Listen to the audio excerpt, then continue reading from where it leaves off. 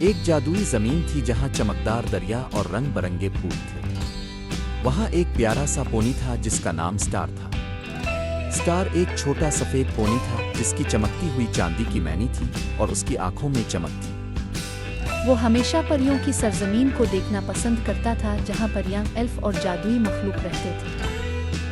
ایک دن سٹار نے سوچا کہ وہ اپنی پسندیدہ جگہ سے آگے جائے گا۔ اس نے ہمیشہ سن رکھا تھا کہ جادوئی جنگل میں بہت ساری پریاں رہتی ہیں۔ سٹار خوشی سے چال چلتا ہوا میدانوں میں گیا۔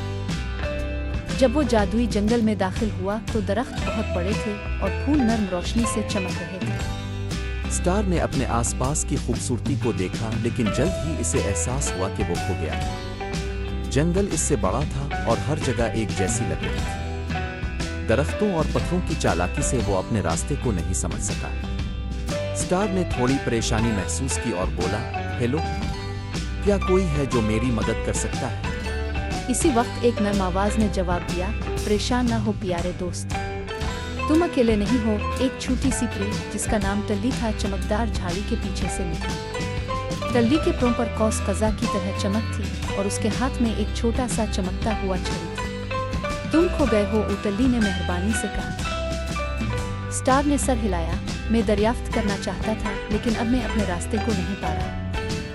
ٹلی نے مسکراتے ہوئے کہا، دریافت کرنا ٹھیک ہے لیکن کبھی کبھی ہمیں تھوڑی رہنمائی کی ضرورت ہوتی ہے۔ میں تمہاری مدد کرتی ہوں۔ وہ واپس چل رہے تھے۔ ٹلی نے سٹار کو کئی حیرت انگیز چیزیں دکھائیں، جیسے سونے کی جھیل جہاں پریاں چاندنی میں ناچتی تھیں اور کرسٹل کی غاریں جو ہیروں کی طرح چمکتی تھیں۔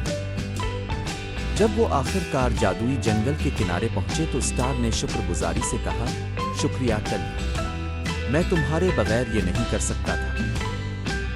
ٹلی نے مسکرا کر کہا، یاد رکھو سٹار، جب تمہیں مدد کی ضرورت ہو تو پوچھنے میں کوئی حرج نہیں۔ بہادر مہم جو بھی کبھی کبھی دوست کی مدد کی ضرورت ہوتی ہے۔